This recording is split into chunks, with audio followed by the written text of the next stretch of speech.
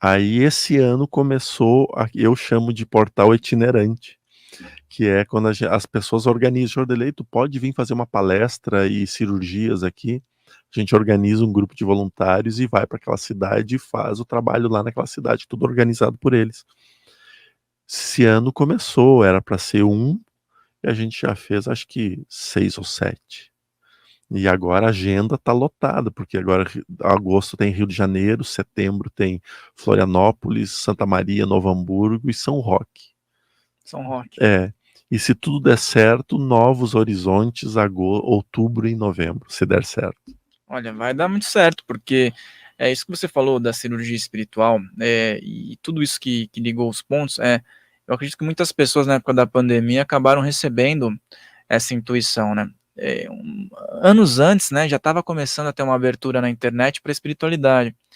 E algumas pessoas falavam, como assim na espiritualidade você vai colocar a internet? O pessoal achava meio estranho no começo, como é que eu não vou a um lugar físico?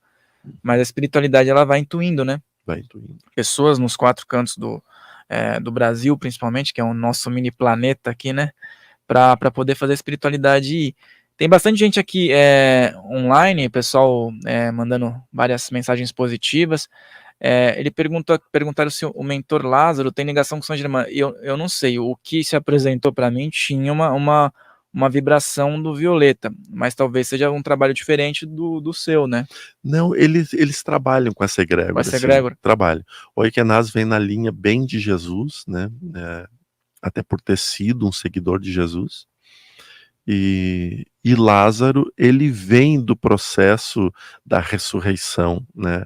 Ele vem do processo de renascer e da cura. Então aí entra a transmutação, que é esta linha. Foi bem o que eu senti, sabe? Eu senti que é tipo, uma equipe, né, de seres que se apresentam como Lázaro, né? Como tem os caboclos, o Bezerra de Menezes e tal, né? E eles trabalham nesse sentido. E como é a espiritualidade, né? Da mesma forma, eu recebi esse nome, recebi essa mensagem aquele dia, e aí nós, como bons seres humanos, vamos procurar, né? E aí a gente vai encontrando o trabalho que já está sendo realizado com, por exemplo, essa linha que você trabalha, outras linhas. E o lance da cirurgia espiritual é algo bem delicado, que eu até comentei contigo que eu tenho um interesse em aprender mais.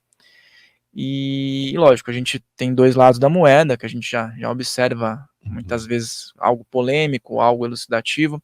Como que funciona, né, no sentido do trabalho à distância, né?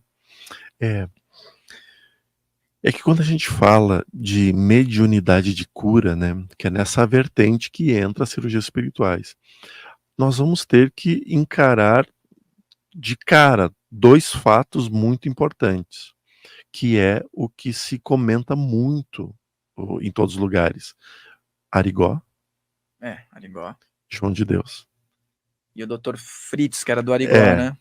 Mas eu falo dos médiuns apenas, entende?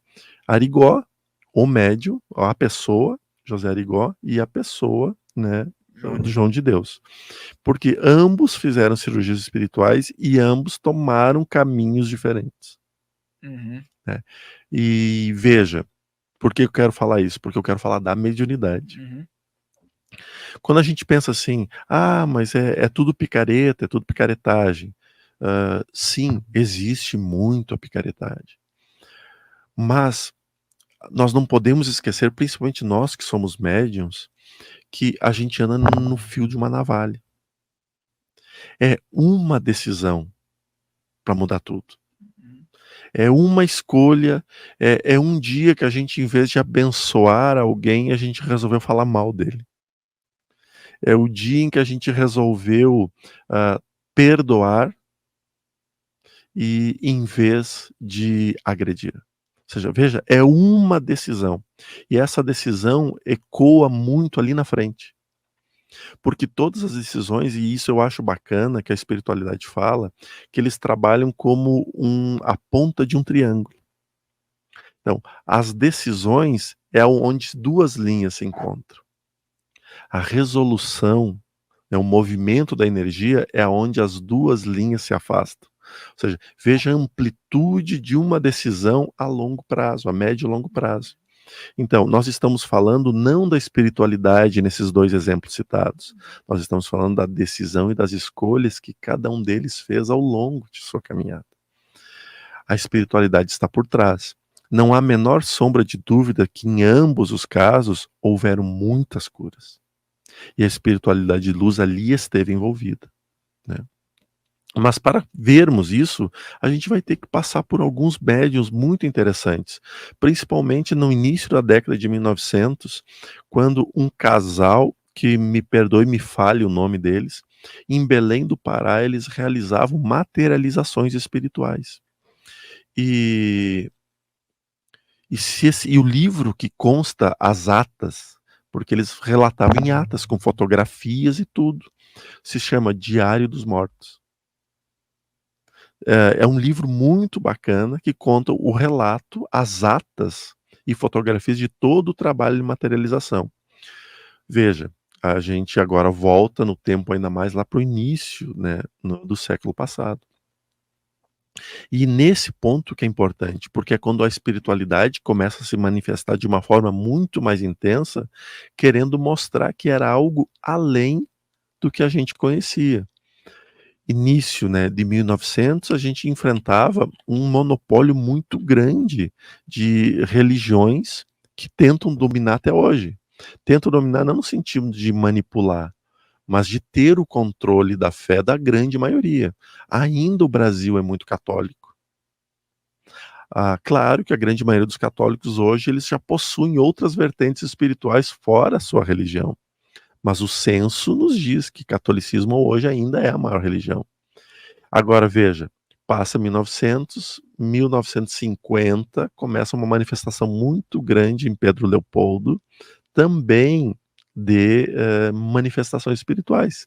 Francisco Cândido Xavier, que revoluciona tudo, né? Principalmente em humildade, em simplicidade, em ser realmente um homem servidor de Jesus. Paralelo a isso, temos em Congonhas, né, o Zé Arigó. E veja que é no momento em que tem um enfrentamento muito grande de crenças religiosas, duas pessoas com vertentes diferentes no mesmo estado fazem esse movimento muito forte de transformação espiritual, de revolucionar. Imagina, Arigó foi preso. Era polêmico. Porque fazia cirurgias. Só que aí a mãe do delegado, se não me engano, precisou de uma cirurgia espiritual e chegou para o Arigó preso. Opera minha mãe. E ele disse, posso, mas eu vou ter que operar todo mundo daí. Não pode ser só ela, vai ter que ser todo mundo. Humildade, não é para me beneficiar. Olha só, o ponto primordial que a gente está falando, como a gente está falando em mediunidade, ponto primordial. Eu faço, mas preciso fazer para todo mundo. E aí o que aconteceu? Abre-se as portas de uma delegacia, ele opera presos, ele opera pessoas que vão na prisão e ele opera a mãe. Veja o movimento que a espiritualidade colocou a força que ele colocou naquele momento, por uma sábia decisão e escolha de um trabalhador. Idem, Pedro Leopoldo, depois Uberaba. Depois, mais adiante, Salvador com Divaldo, né? E não só, já que a gente está falando de mediunidade de cura, não tem como tirar a Irmã Dulce. Sim, ela católica, mas, né? Mas fazia curas assustadoras no sentido de ela não estar preocupada com o que os outros faziam, de fugir do convento à noite para poder fazer isso, de ir lá no meio dos ambientes tensos e não estar preocupada com uma arma na cabeça para ajudar alguém, né? Este movimento é muito importante pela decisão. Aí que vem o processo das cirurgias espirituais, que hoje elas são pedidos. Por quê? Nós estamos vivendo uma fase muito materialista. E em contrapartida, muito espiritualista também. Só que hoje, infelizmente, com todo o advento novo, ele movimenta todas as forças. E o advento da espiritualidade via a internet está trazendo pessoas que falam qualquer coisa. E como as pessoas estão buscando curiosidades, a grande maioria, curiosidades em vez de resoluções, há espaço para todo mundo. E as curiosidades ganham mais vertentes. Só que essas curiosidades, elas são movimentadas por falanges espirituais muito densas, porque não estão preocupados com a verdade. Sabem muito bem qual é a função dos pseudo-sábios e dos obsessores, né? Dos zombeteiros. Eles, o que tu quer que eu fale? Vem aqui que eu falo. O que tu quer ouvir? Eu te falo. Então, veja, hoje a gente está vivendo um período muito grande onde as pessoas estão sedentas de espiritualidade, mas encontram o que na espiritualidade? O fim do mundo. A nova data limite. A destruição. O apocalipse. Ou seja, só as coisas mais densas. Enquanto vem a espiritualidade e diz: Deus é amor. E se Deus é amor, veja que nicho a parte que nós estamos criando.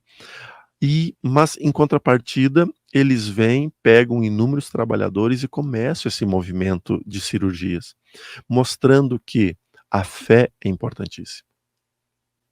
E Oikenaz, né, e Lázaro, eles estão aqui junto conosco agora, e eles dizem que é para a gente reforçar muito, né, que o que salva é a fé, e não o médium.